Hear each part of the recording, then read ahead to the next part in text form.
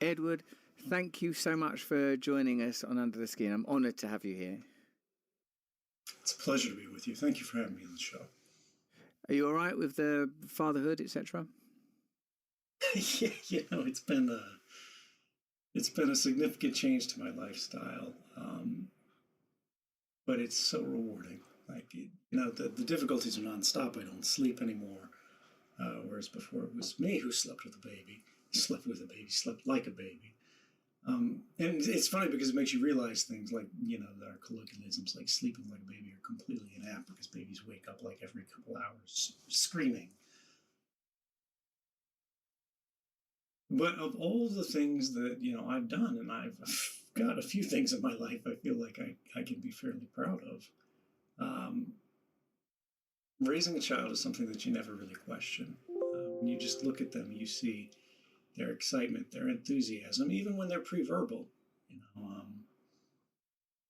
That's what drives us forward. That's where we came from. That's where we're going. It's our desire to understand, to interact, to share, to be accepted, despite all the difficulties, despite all the badness in the world. That is one true, pure thing that I think you see in infants. How has it impacted and renewed the sense you must surely have of sort of persecution and occasional dread now that you have this renewed investment? I know, like for myself, in a far less dramatic situation, just the ordinary condition of being a father, suddenly I feel tethered to reality in a different way, and I recognised my own vulnerability. How does that affect you in your unique situation? Yeah, I definitely gave more thought to what happens if I get hit by a bus, pushed off a building tomorrow. But you make preparations as best you can, but you can't be controlled by fear. I didn't come forward to be safe. I did it because it had to be done. It wasn't really a choice as much as it was an obligation. What that means is for the rest of my life, the difficulties that I face, I do the best I can to mitigate them. But I'm not going to be controlled by them. I'm going to raise my family the best I can for as long as I can.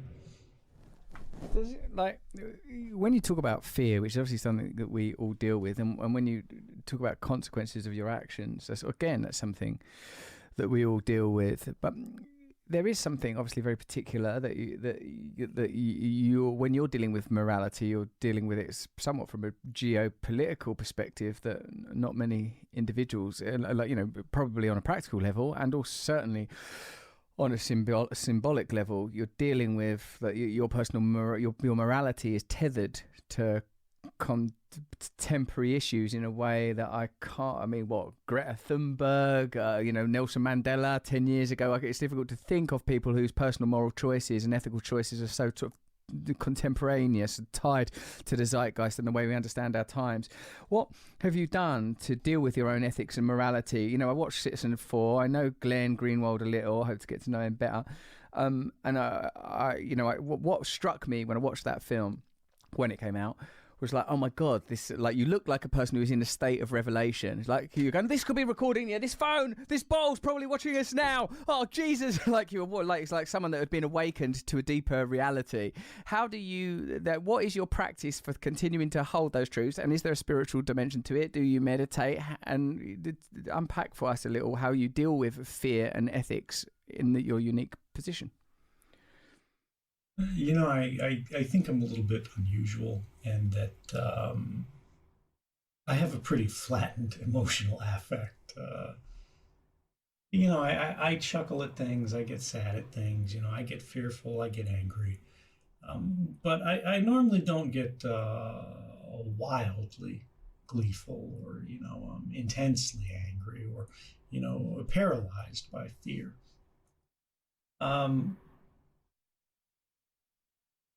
I think this is common amongst a lot of technical people, actually. You spend enough time looking at a computer screen, when that becomes one of your primary interactions in life. Everything else feels a little less real. So if you ask about the spiritual dimensions of life for somebody whose primary interaction is with the technology that surrounds us, um, it really comes down to, I think, recognizing the line between what the internet is and what it provides, the connectedness, this fabric of community that we're trying to create from it, particularly now and during the context of COVID. All of the rest of that has been taken away from us. Um, but at the same time, understanding that it isn't entirely real. Right? We used to say in real life to mean everything that didn't happen on the internet and online as our other life, the things that weren't real. But the world has changed so much in the last decades that what happens on the internet is very much real. It determines whether you get a job. It determines whether you get canceled. It determines whether you get a loan. It determines who pays attention to you, how much, and why. The internet is where all of the individuals in society are set in competition against each other from morning till night, right? Not really the powerful so much, but the powerless among us are all out there posturing, trying to win the contest for the day on Instagram. But it's a game we can't really win. The most you'll ever get out of it is, likes, people poking that little heart button on a screen somewhere, acknowledging you. Whereas sub rosa, the things that the internet is really enabling, it's harder to see is that it's redistributing the power of all those people, all those communities, all those populations all around the world through their attention to the people who control and own those platforms, right? And I think when you look at spiritual awakening from the side of someone technical like that, it's thinking all these systems that we've been building and the way they're being exploited today. Does our work continue as it's being used today and operationalized today to be good? Is it worthwhile, or does it have to change? And if it is something that requires change, what is our responsibility for changing it? And then, at the end of the day, stepping away from that screen and remembering the things that truly do last, right? When the power cuts, when the dams stop spinning, when the motors all click off, what remains? And those are the connections that can't be taken away, are those few that remain around us, which are not intermediated by glass. And if you find yourself, listening to this and looking at the comments, and there's somebody there who's probably posting like a crying emoji and going, all of my relationships are mediated by glass, because that's true of so many people today. They don't have to be, but it does take time. It takes effort. But if we want life to change, if we want the world to change, we have to be the ones to make it change. It's not going to be given to us. Unfortunately, the people who are in control of the system today are not feeling especially charitable. You made a choice in your life that, the sort of which as yet remains the defining choice of your life, to reveal the extent to which American and other national security agencies were spying on their citizens without permission, knowing to a degree, due to the nature of that information, the likely consequences, although I'm sure there must be elements and subtle realities, as with any death or change, that are sort of surprising and astonishing. Had you ever done anything before, as a child, or as a younger man, that you would indicate that you had a pathology or even tendency to make choices of that nature, by which I mean self-sacrificing ethical choices?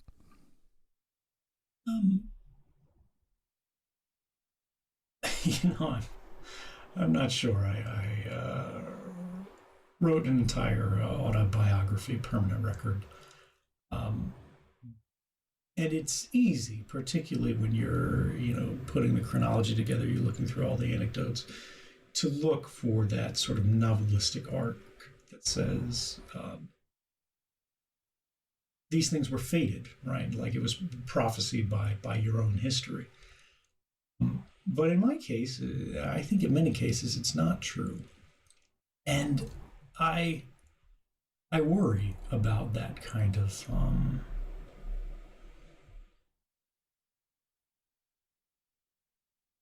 instinct that we all have. Like we want to see that. We want to believe like there are heroes. We want to believe there were the great men of history or whatever. But the reality is, I'm extremely ordinary. Um, I didn't graduate high school, but I spent enough time on computers that when I went to community college, and I got some, training on the side. I picked up some certifications. I was able to talk my way into the door at a bunch of different companies. And when I got the chance, they saw I could actually do the things that I said, and I started climbing. I just got my foot in the door. And then, even though I, signed up for the U.S. military in 2003, I entered basic training in 2004. When everybody else was protesting the Iraq War, right, I was signing up for it because I believed what the government was saying. I was sort of the dyed-in-the-wool Kool-Aid drinking person who believed that patriotism was listening to the government. But patriotism is doing the right thing despite what the government says. And it took me a very long time to realize that. So, as I'm signing up for the military, and then I'm finding my way to working for the NSA, for the CIA, I'm going into deeper and deeper levels of indoctrination, deeper and deeper levels of being propagandized by the workforce, of being institutionalized. And I am very much a true believer. But like I said about, babies, children before, I think it is human to search for the truth. And when we see indications that we're being lied to, it creates a form of cognitive dissonance. I think just by paying attention to those contradictions and then following them, starting to research, pulling this document, what does that mean? Going to the other one, piecing things out into the big picture, is what allowed me to actually do something very different from what the child that I was probably would have been expected to have done. So yeah, I would say there wasn't actually a childhood anecdote that, like, again, prophesied this. And I don't think that, like, for a lot of people, that's like kind of a letdown. But this is an argument that I've had with Daniel Ellsberg, a friendly argument, because I love Daniel Ellsberg. We're very dear friends, who is the source of the Pentagon Papers disclosure in the 1970s, for those who are not Americans or who are younger, which was top secret documents revealing that the United States government had lied its way into the war in Vietnam, and then lied its way into extending the war in Vietnam. Many, many lives could have been saved as a result had this been public earlier. Anyway, he is called a hero by everyone because he has done an incredibly heroic thing. I admire him more than hardly anyone else alive today. And he's called me a hero. He's all of the major whistleblowers that have come forward in the decades since him. He has lauded and he's encouraged people to use this kind of language because there are a lot of reasons, but basically it creates a sense of support and it encourages others to follow this example of heroism, right? And that's socially beneficial in a lot of ways. But I look at it from a different way, psychologically. I'm not a hero.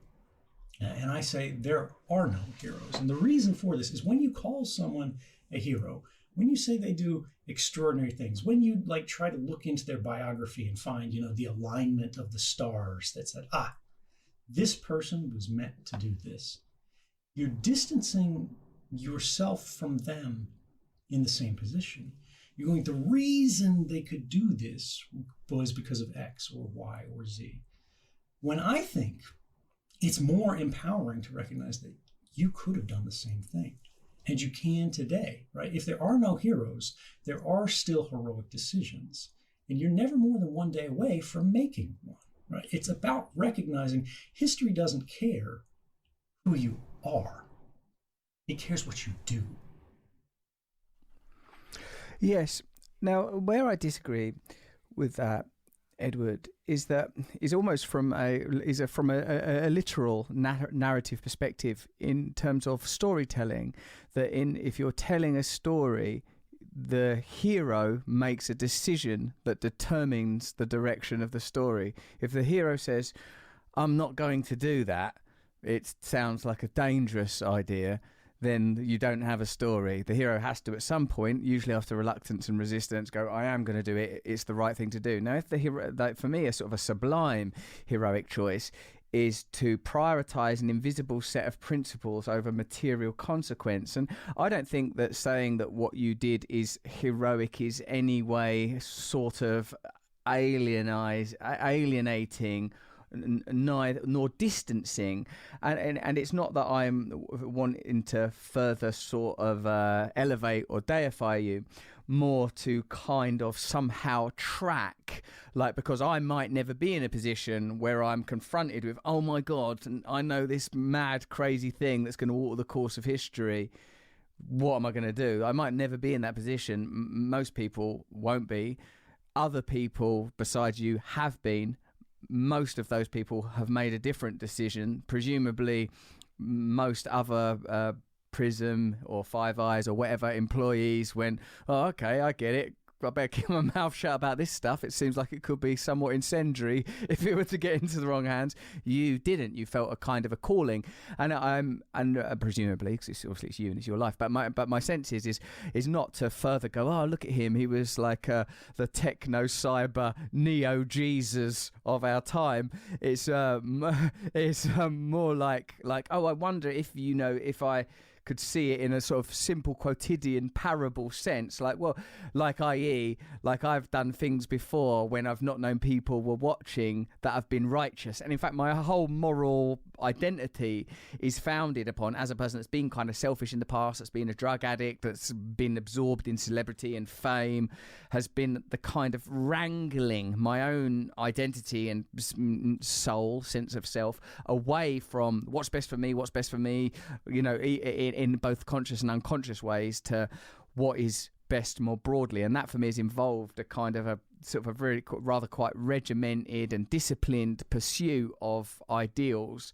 And I guess what I'm trying to see is how that could take place in like your extraordinary circumstances. But I recognise that you're continuing to do great work in refusing to sort of, paint a binary halo above yourself through the choices you've made, and I respect that. Well, if I can respond to what you were saying, it was particularly applying someone as the label of hero, right?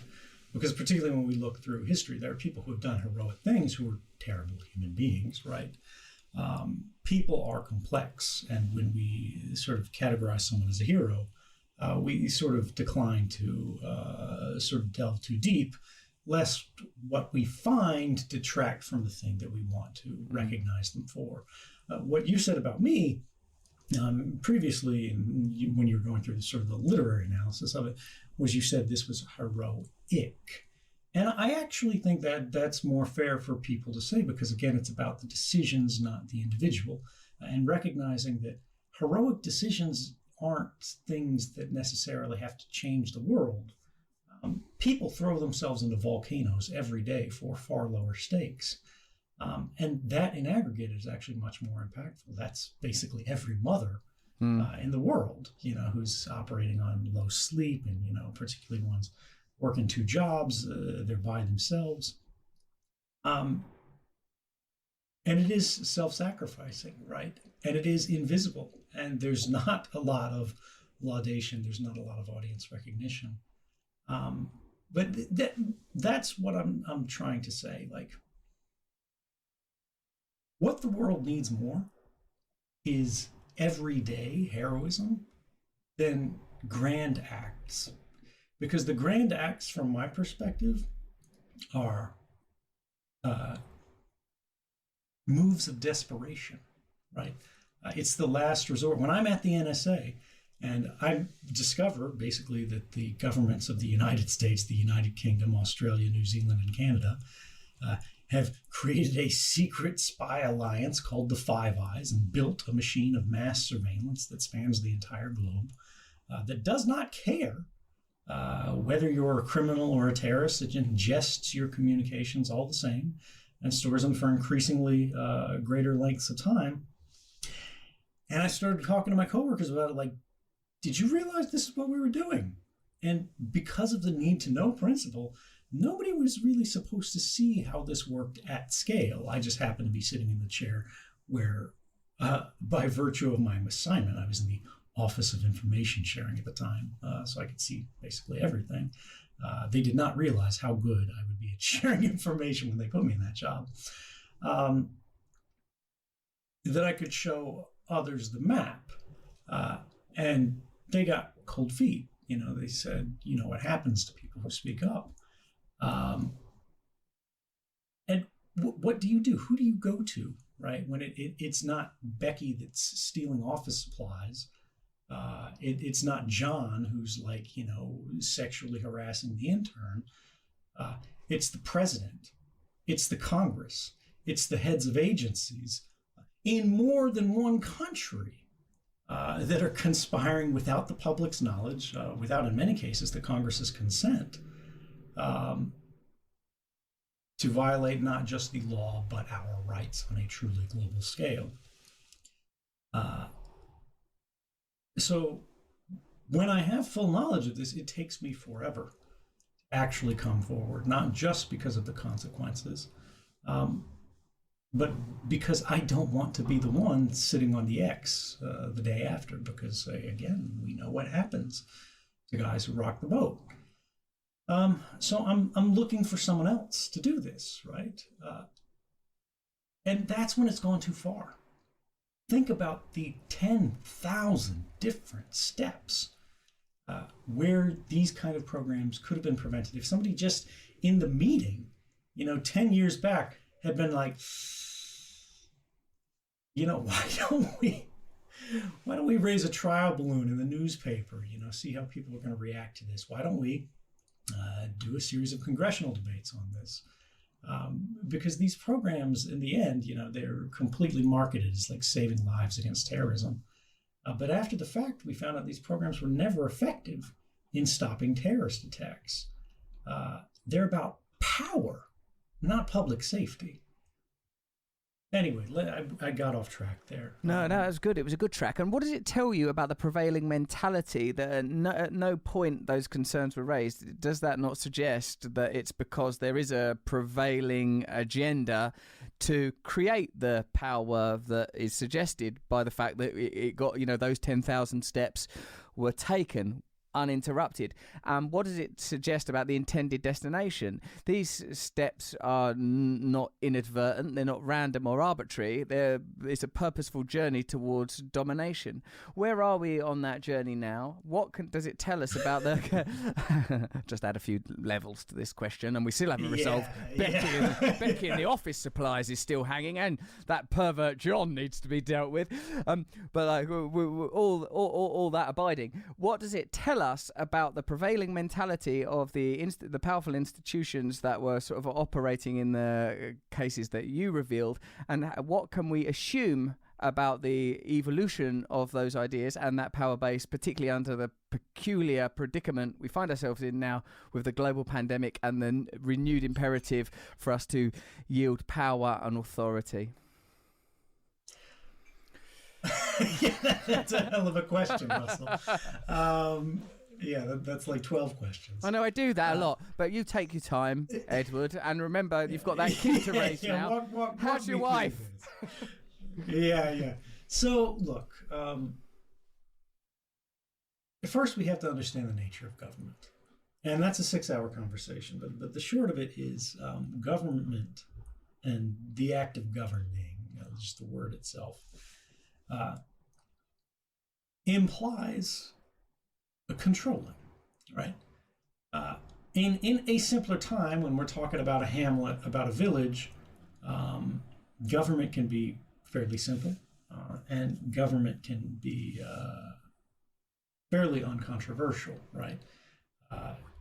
It's about roads. It's about irrigation. It's about making sure that drunk isn't peeking in through people's windows or breaking in through their windows.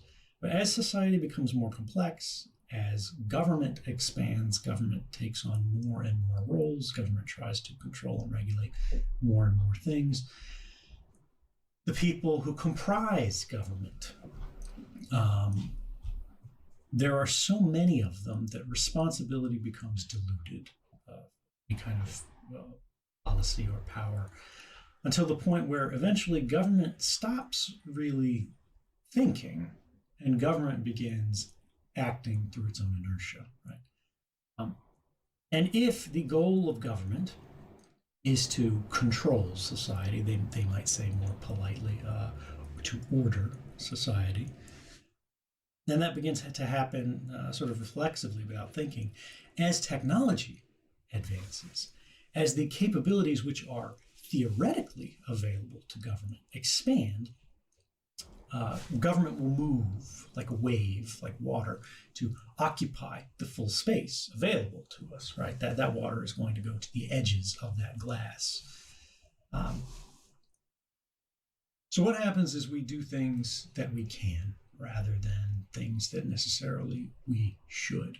And there are so many people involved in that act of government, and there is a vacuum of the kind of everyday heroism that I was talking about, because they think it's not their job. They think that's for the president. They think that's for the judge. They think that's for the Congress. They don't realize government is comprised by the individual at scale. And when the individual subordinates their own judgment to merely this ideal of the goodness of the system, right? In whatever country, people are justifying their involvement in the machinery of government by believing in sort of their national myths there, that you get these policies as a result. And so you get, 30 people in a meeting, and probably 25 of them have the same thought, but none of them voice it. Because it's not good for their career, right? And it's not really their job anyway. And they've got another meeting, in an hour. And somebody will get it, or the lawyers will get it, or whatever. When we scale the capability of human institutions, but we fail to expand their capacity for judgment, for self-reflection, for oversight, at the same scale, disaster is invited. And that's really what happened. We need to have safeguards to prevent things from getting sort of too far off track there. And speaking of too far off track, how about that 12-step question you had? What's next? Where do you want to take us? Well, see, what you've suggested there is that there's a degree of inertia, and that inertia carries us over the 10,000 steps to the point where you end up in the sort of the bewilderment of the decision you had to make when you found yourself in the chair. I like what you just said then, mate, about everyone subordinates their own will and judgment to the ideals of the state, and the kind of zealotry that implies, and the sort of hopelessness of the objective of secularism to sort of prevent a kind of idolatry and religious type zeal and the kind of unthinking biases that engenders from entering governance. Of course, there could be a 6-hour conversation on the nature of government, but there's also a sort of a shorthand that could be deployed, and that sort of, Foucault has sort of handled much of this stuff. He's pre-chewed this, so we, like baby birds, can sit and sup. And like I would say that it begins as we offer you protection, you give us taxes, and pretty soon it becomes like what you described, a degree of control that becomes sort of insurmountable and undesirable. Now, the next steps on that sort of question marathon that I flung your way were about like if the fact is, one of the things that's most concerning about sort of the epic drama that you brought about, that your inciting incident exposed, was that there was a kind of intransigence and unwillingness to concede that there was a problem, and the sort of focus, of course, notoriously fell on you and your moral actions, and an attempt to sort of portray you as a traitor rather than a just actor in a very complex situation. What can we assume from that intransigence and from the mentality that led to the point that you found yourself making that decision? What can we assume about the kind of ideas that underwrite current thinking towards, i.e., COVID passports, the demand for further police powers that are occurring globally, but in particular in the United States and in my country, United Kingdom, the increasing prohibition around protest, and the further demands for surveillance capability, not to mention, sorry, I can't stop talking, I know we've only got an hour, not to mention the plain sight conspiracies that are taking place in Davos, where tech companies are asking for the rights to sort of take on more and more government control. And then I'm going to ask you a big question about centralisation once you've whisked through that soup of language I tipped in your lap. Yeah, breezy. Let's take conspiracy and sort of Davos next. But for now, there's that question about, COVID passports. Really, it invites what's happened in the wake of 2013, right? So now we have a world where the day before, a few people knew what was going on. They knew mass surveillance was real. And you in the comments, you're more than welcome to say, I knew it all along. Mm-hmm. But the thing is, none of those people could prove it, right? And that's actually the holdings of the U.S. federal courts, because people like the American Civil Liberties Union were challenging these programs, which we had reason to believe did exist, as unlawful, as unconstitutional in the United States. And they would get all the way to the highest court, and the highest court would go, well, the government's alleging it's a state secret. And if you can't prove that it's happening without, access to the government's discovery or whatever, the court you have no standing to have the court hear this case, even though the court agrees that the allegations here could have constitutional implications. So then the day after, suddenly now we all know, now we can all prove it, because the government brought charges against me for releasing to journalists. I never published any of these documents on my own, journalists did. They charged me with serious crimes. They can't say these documents aren't real. At the same time, they go, this guy needs to go to jail for the rest of his life and then some for revealing them. So the government has acknowledged the truth of its own wrongdoing, as alleged in a certain way. The government would try to sort of dance around that and try to have it both ways, but the courts disagreed. So all these civil society organizations in different countries around the world began bringing lawsuits against their government, and we all know the court systems work very, very slowly.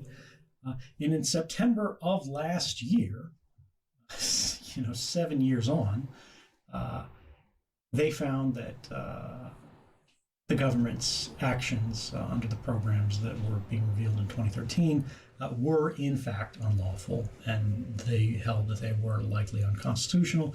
And the government in the United States has been abandoning some of these programs. They've been changing the law to make these programs no longer possible. Does that mean sunshine and roses? Does that mean, rainbows and unicorns? Unfortunately not, because of, again, the way the government pursues capabilities. Well, what happens is when the judges say what the government is doing is against the law, the government brings in the lawyers and they go, well, how can we do the same thing under different legal interpretations? Or in response to a scandal, this is how it happened in many countries, the UK being a great example here, Germany as well. When the intelligence services are caught in a scandal where they're just dead to rights, shown to be breaking the law, and the Investigatory Powers Tribunal in the UK did find that the UK GCHQ, that's the British NSA, had been violating the law for 7 years in one of their reviews. You can either reform the activities of the intelligence services to comport with the law, or you can reform the law to comport with the intelligence services. And the UK and Germany and France and a lot of other countries, unfortunately, they went with option B. And they went, all of the terrible, scandalous things that you caught us doing, we're just going to make those legal now. And in the United States as well, that's happened under, it's been much more careful because the scandal burned hotter here. They use different authorities. They abandon this authority. They go to different things. But it's all very procedural, right? This is what we can think of as legalism. The evaluation of right and wrong, moral and immoral, is replaced by the evaluation of legal or illegal. Mm-hmm. If it's legal, it's good, it should be pursued. If it's illegal, it's wrong, it should be abandoned. But that's it. If we look throughout history, there are, thousands of times throughout history where what was legal was obviously immoral, right? And what was illegal was in some cases the only right thing that a person could do. Sometimes the only moral choice is to break the law because the law is wrong. And we're in a time today with all of our sophistication, with all of our elegance, that the law begins and ends every conversation, unfortunately, in government, and we don't look much deeper than that. So when we have this proceduralistic thinking, they say government is the teacher of, all the world.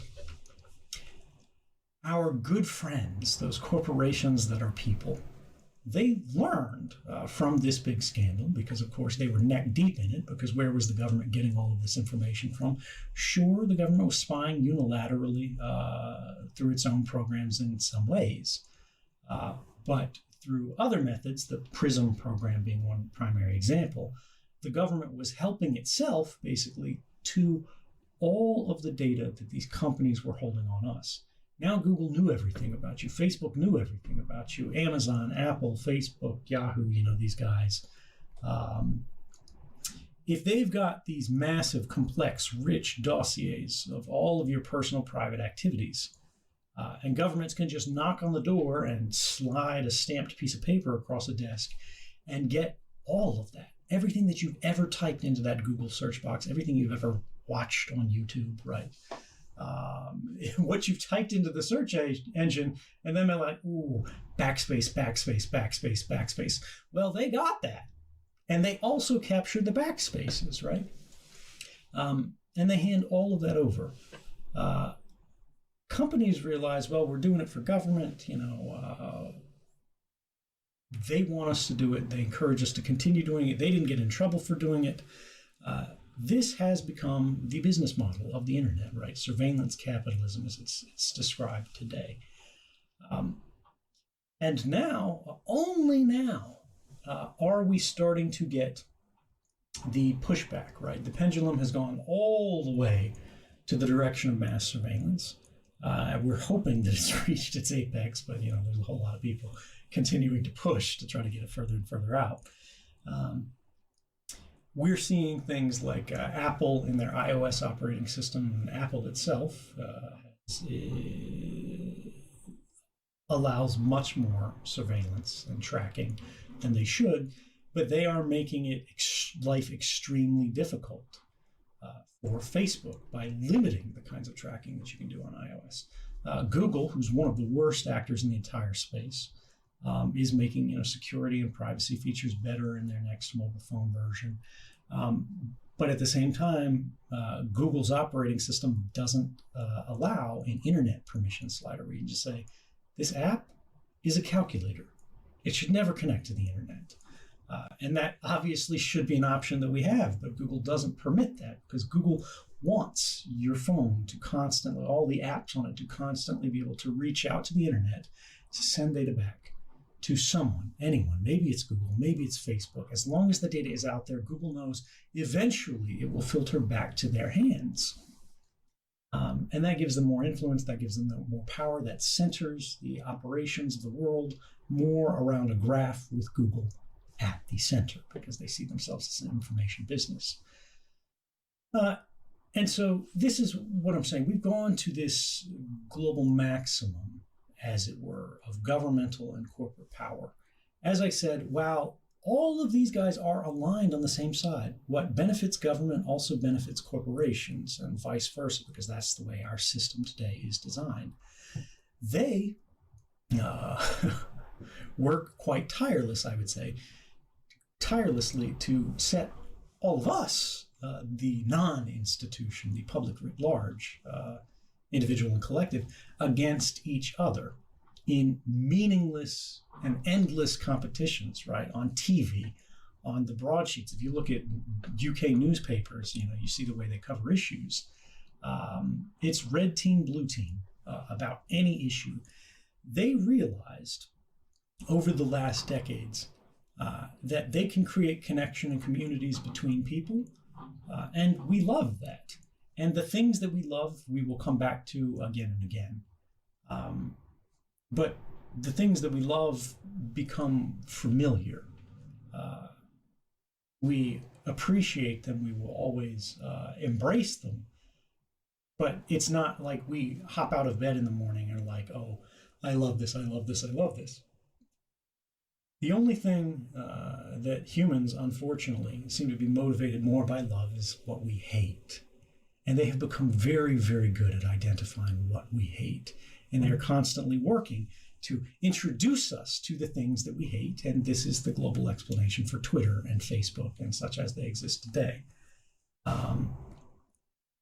We're either doom scrolling or we're, zombie locked on something like TikTok or Instagram, which is really, the padded comfort room that they put us in until we self-soothe after being in the the hallways of hate.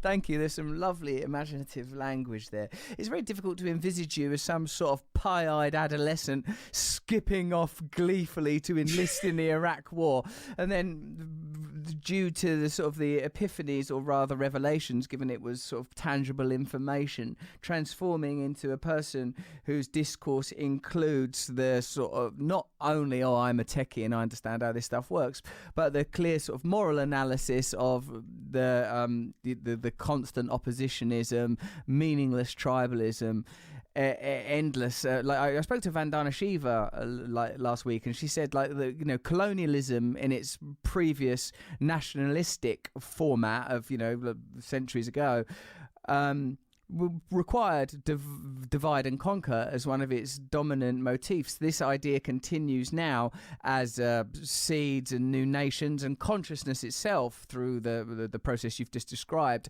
are colonized. The divide and conquer mentality is ongoing through the tribalism, identity politics, and various sort of conflicts that have arisen from that in a sort of a comparable manner. Now, you've sort of described at length the kind of clandestine operations that you of course revealed and how they continue to evolve. You suggested that we might be at some point of apex, although who's going to bet on that? But I wonder what you think. And again, given our sort of our brief conversation prior to us recording, I wonder what you think about the plain sight conspiring that takes place at Davos that seems to include centralized governmental authorities and big tech companies entering into further collusion, whether that is around forms of ID cards, allowing tech institutions to do what would have formerly been regarded as the province of government when it comes to pandemic legislation and regulation, and just more broadly handing authority and power over to these, like, if you read much David Foster Wallace, when he sort of talks about like how nations will likely be called things like Apple and Google, although he wouldn't have used those examples because they terrifyingly didn't exist at the time that he was writing, but like that these things are sort of taking place. What do you think about the world of conspiracy, the sort of more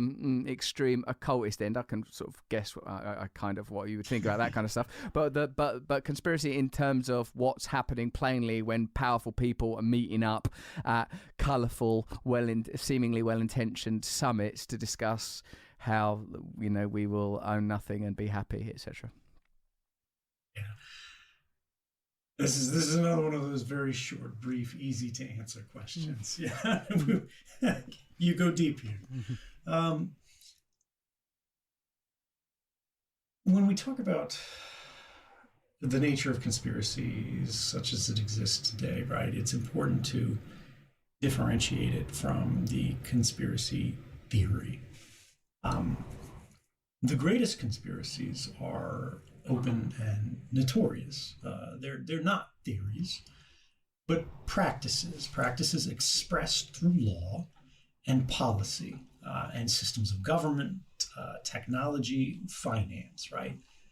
And as you say, counterintuitively, the conspirators, more often than not, they announce their intentions to the world, or some version of those intentions, at least in public, and with at least a modicum of like fanfare and pride.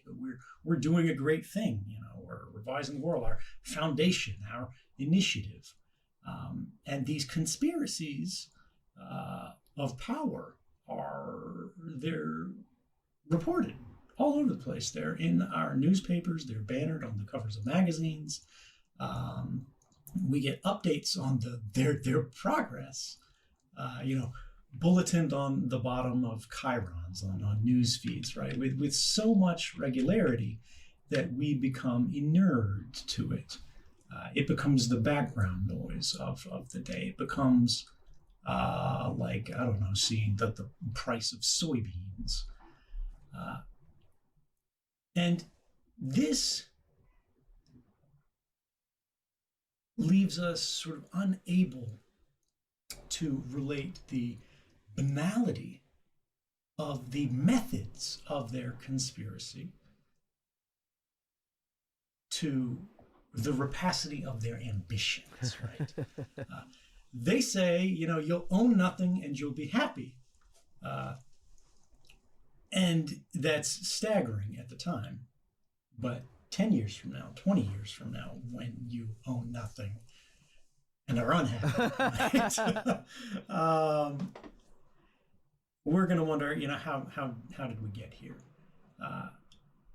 But when you just scope out and look at the concept of these everyday conspiracies, the large, impactful conspiracies, the party in power wants to redraw district voting lines.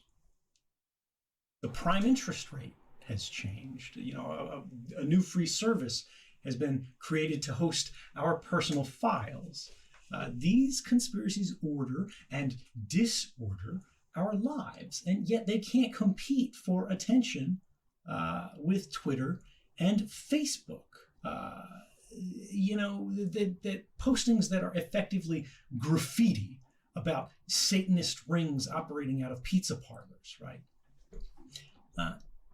And this is our problem when we talk about conspiracies. The truest conspiracies meet with the least opposition. Or to put it in a different way, conspiracy practices the proven conspiracy, the true conspiracy, such as gerrymandering or the debt industry or mass surveillance, are almost always usurped by conspiracy theories, false or imagined. We need to be careful because some things that are termed as conspiracy theories are in fact true. Mass surveillance, famously for the longest time, was referred to as a conspiracy theory. Conspiracy theories, we see them as these, they're frequently false and often malevolent sort of tales that we come up with. That in aggregate can and do erode civic confidence in the possible existence or verification of anything certain. But there is space for both. Conspiracy theory can be seen as a kind of parody conspiracy theory can be seen as a kind of gaming out where the public's vulnerabilities are a reflection of our fears. But in my life, right, I've had this unusual experience with both the theory and the practice of conspiracy. When I was working for the NSA, right, I was involved in this system that was intended to access and track the communications of every man, woman, and child on Earth to the maximum extent possible, and for that to happen in secret, right? Is there anything more grand and conspiratorial, sort of in our imaginations? But it was true. It was real. It actually happened. The government's avowed it. It's continuing today. It's become, a business model at this point. And it took me a really long time to extricate myself from that. And the funny thing is, because of the manner in which I extricated myself from that, I became the subject of conspiracy theories. There are, like image meme macros out there of 3 random nerdy teens. One of them is labeled with my name. One of them is labeled with like Mark Zuckerberg. And they're like, we're cousins. And he's not actually Mark Zuckerberg. I'm not Edward Snowden. Like, we're actually the Greenbergs or something like that. People say, I'm a Russian agent. People say, I'm a Chinese agent, right? There are conspiracies all the way down. And it's not really until you've been subject to conspiracy like that that you can really, conspiracy theory, that you can see how crazy it gets, And I do ask myself, what drives this? Where does this urge come from? Is the existence of global mass surveillance not enough? Does there have to be another level to it, right? Do we need 5G towers causing COVID? Is it really the lizard people that designed the 5G? What drives that? And it took years, I think, for me to become a little bit more comfortable, or at least to develop a personal realization that I was missing the point. Often we talk about conspiracy theories in order to avoid talking about proven conspiracies, which are often too daunting, too threatening, and really too total. They make us feel disempowered. They make us feel like there's nothing that we can do. The uncomfortable truth there is that many prefer an easy lie to the hard truth, right? Because if we believe that, for example, the banking industry is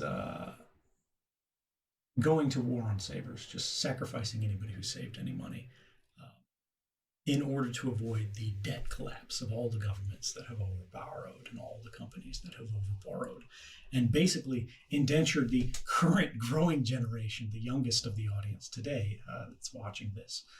Those people are intentionally, knowingly, willfully being screwed because of all of the political cowardice and poor decisions that said, we don't want to face any hardship today, so we're going to put that on the shoulders tomorrow. When you look at something of that scale and go, well, how do we unwind this? How do we how do we back out of decades of bad decision making? Take, for example, something like the war on terror in the United States, which is the greatest mistake of my generation, right? We're still in Afghanistan. Famously, Biden said in 2012 that we'll be out of Afghanistan by 2014. Well, now it's 2021, and he's saying we need more time. We need to think this through. When you live in that kind of world, the idea that the bad guys are at a pizza parlor, you can kick in the door and flush them out, right? You just need to burn down that tower that's at the end of your block and everything will be better. That's a world that's more attractive because you have identifiable figures who are responsible for your plight. And you have the ability to sort of push them out of the way and correct things. If only you guys would come together. But the funny thing is, if we do come together, we can unwind all of these plights we face, even the extraordinary ones. But it takes focus and sustained attention on problems that are intentionally made abstract and boring by those people that are holding conferences at Davos, right? It is exciting and visceral to think about satanic rituals. Nobody gets hot thinking about the interest rate. No, we don't do it. And I can see the appeal. I can see the sort of, it would be better if lizards were involved. I'd prefer it almost. But I can see that what we're dealing with is something that on a personal level requires, I think, something that you have, well, not alluded to, stated, like the kind of ordinary heroism that being a parent demands, that behaving morally and ethically in your own life demands, could be extended, extrapolated into a kind of a collaborative effort.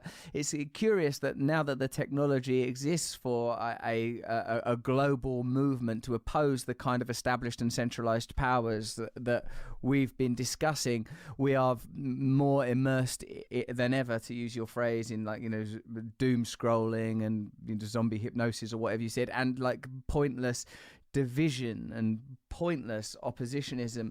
It seems almost moot to ask, but like, do you, when the election cycle churns out a new patriarch, as yet no matriarch, do you feel that it's largely irrelevant, not least perhaps because of your personal position? I know that I've heard people talk about the intricacies of pardons, when you've not been charged of anything, but like, it seems to me that like a public statement of goodwill from a person in significant power would be meaningful. What do you infer from the consistent stance from various administrations towards your position? What is implied by that about sort of democracy in America, particularly? Well, when we talk about whether it's America or where it's anywhere else, when we have a country that is really sort of ordered by class interests, as it is in the United States, as it is in the UK, as it is in many others, more so than the public interest. Broadly, there's a lot of engineering of the election process, where these interests will, before the public ever gets a chance to vote, narrow the field such that the final voting choice ends up being, two different flavors of the same Pinkerton, right? We're voting for cops. It's just a different flavor. When we look at sort of the relationship between the successive U.S. administrations and myself personally, it's really not anything unusual or relative to myself as it is to whistleblowers as a class, right? Those who reveal government wrongdoing. Going all the way back to Ellsberg, he was charged with the same crimes that I'm charged with, 40 years later. When we talk about Chelsea Manning, when we talk about Thomas Drake, when we talk about Reality Winner, when we talk about Daniel Hale, these are all prominent American whistleblowers just since 2000 who have faced precisely the same charges, and none of them have been pardoned. Chelsea Manning received a commutation of her sentence under Obama as a way to save face in the wake of this gigantic mass surveillance scandal ago. I'm not completely opposed to whistleblowers, because Chelsea Manning was very much a prisoner of conscience, and they were afraid, I think with good reason, that if they kept her in these conditions, that she would kill herself. And this would really draw more attention to the plight of whistleblowers in the United States. I am very glad that she's out today.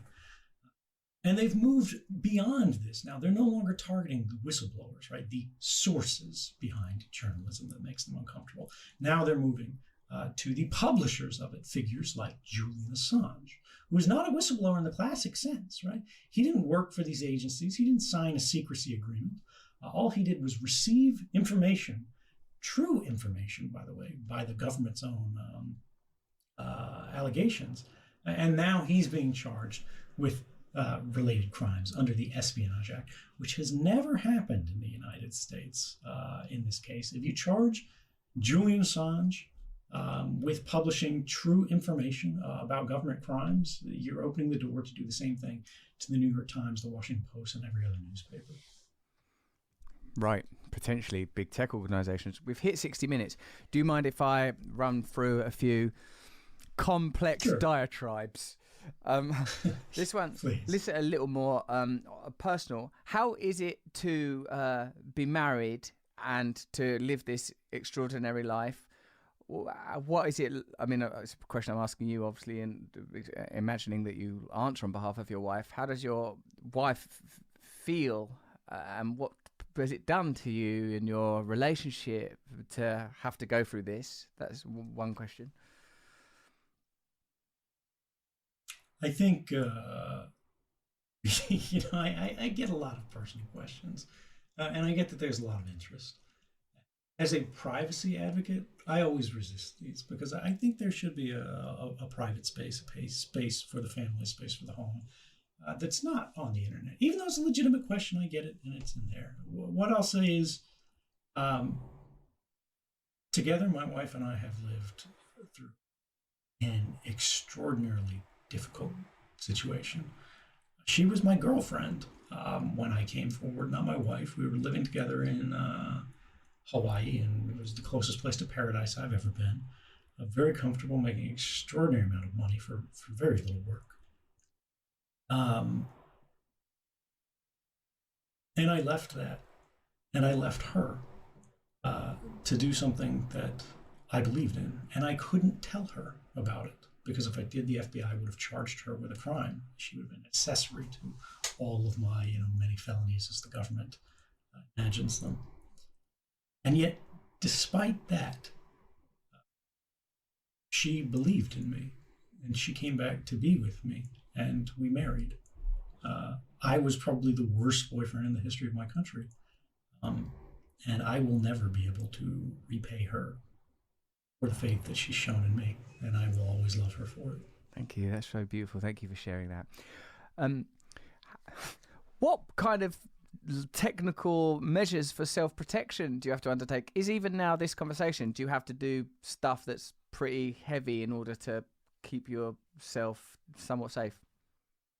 I mean, there's a sliding spectrum. I'm a lot lazier now than I was closer to 2013. Because even the government, I'm sure there's a guy at the NSA right now making a note of, my connection details to you, which route it went over the internet. They go, where do we think he likely lives now, and how does he travel, what does he do, and who's he talk to, and oh, he's got a connection to Russell Brand now. Put Russell Brand on the list. Oh shit, Russell Brand's already on the list. Move him higher.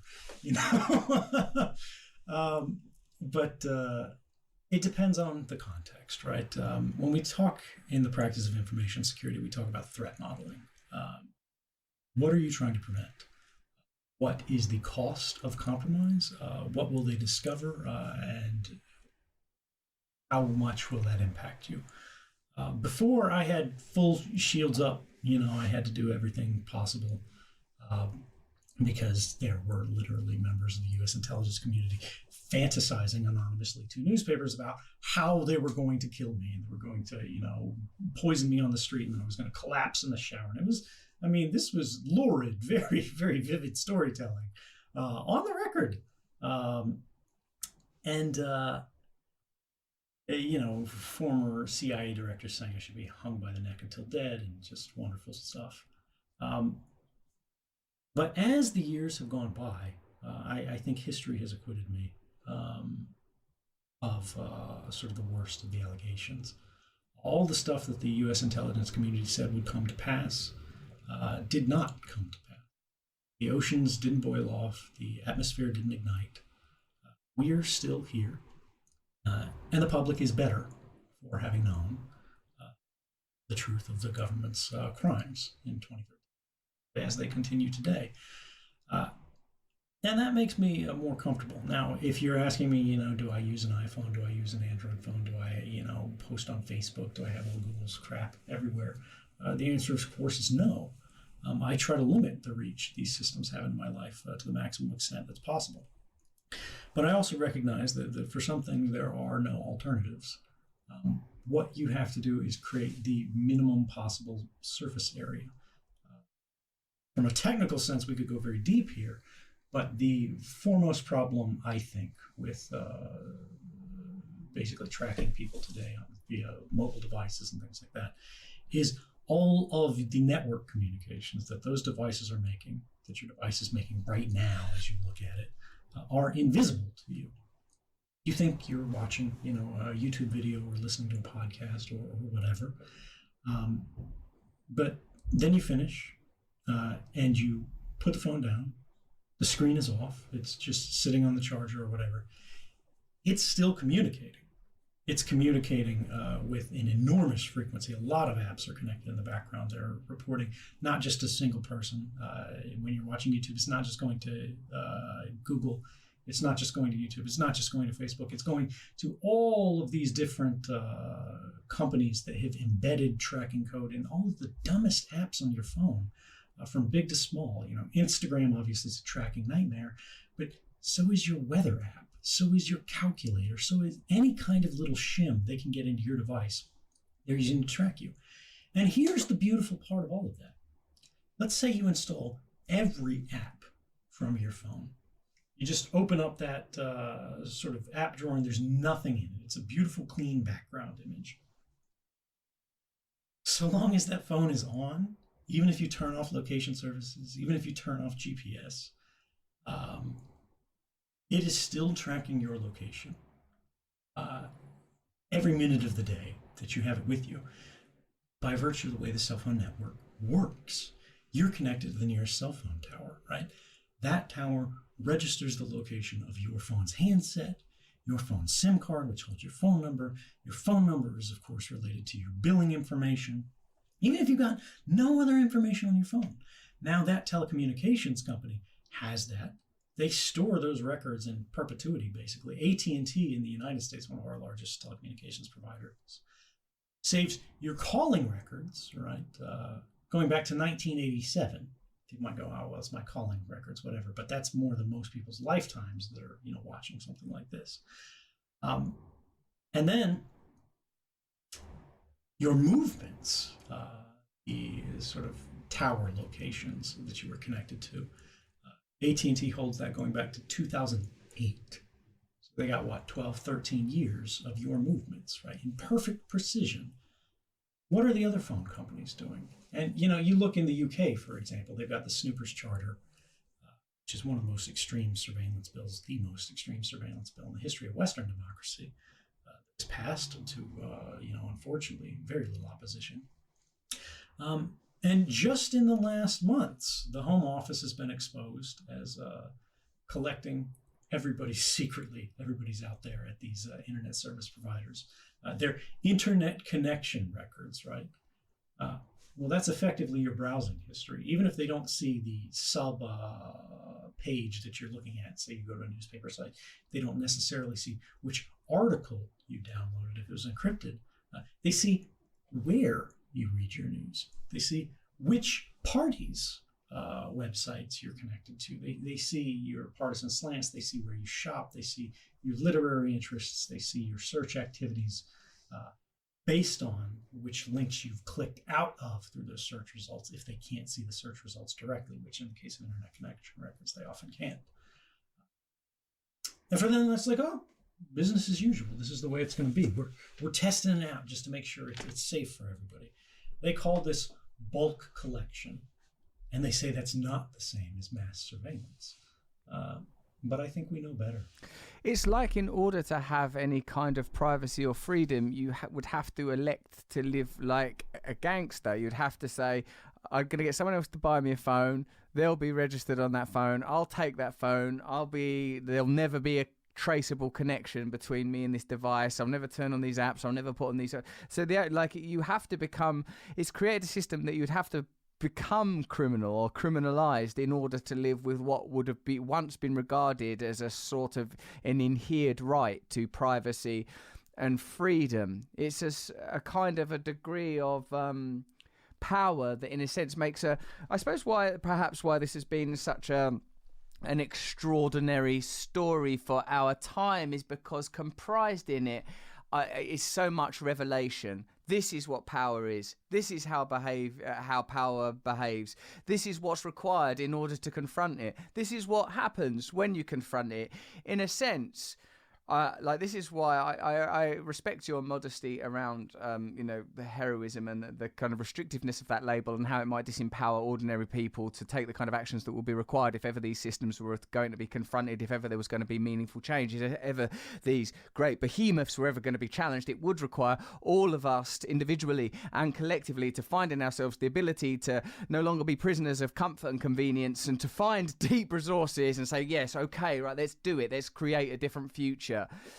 I recognise why you do that, but the fact is that your actions and your subsequent response to that, for me, bears out what I heard Glenn Greenwald say, I think on Joe Rogan, that you're the most extraordinary person that he's ever met, and I think that in spite of your modesty, I think you're a truly remarkable human being, and I'm very, very grateful to you for the sacrifices you've made personally. Unfathomable to anybody looking in from the outside, and I thank you for your example. I have to say thank you very much. Those are some very kind words. One thing that I'll leave people with, this is just for fun, but you mentioned, if ever we were to resist all of these things, I think people are resisting in their own small ways. And the first step to any resistance is to care.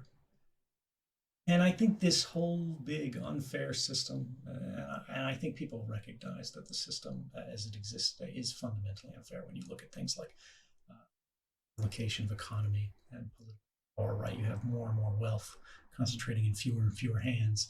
You have greater and greater levels of political authority invested in unaccountable and opaque hands that we cannot influence in a meaningful way. And often their decisions, they're not even visible to us. And as we said before, all of us are out there being set against each other, right? I don't think it's a coincidence. This is sort of my conspiracy theory here, right? And it is just a theory because it's very much untrue. It's more coincidence than anything else. But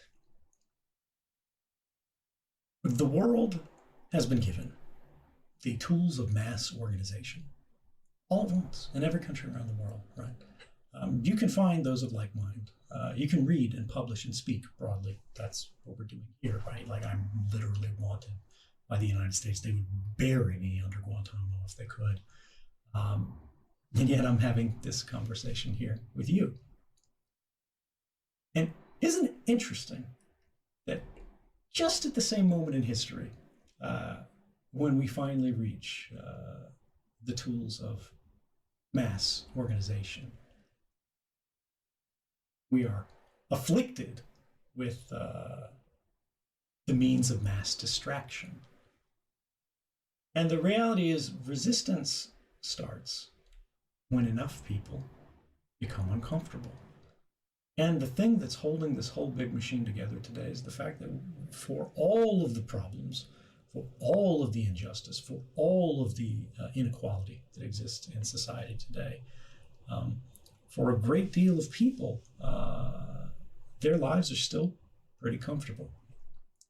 When we see black swans like COVID, this adds stress to the system. When we see economic inequality spiral out of control, this adds stress to the system. But I think fundamentally, at its core, unfair systems produce dissatisfaction as a byproduct. And I think that dissatisfaction is building. And I don't want people to think that the world can't be better. I don't want people to think, this is out of our control.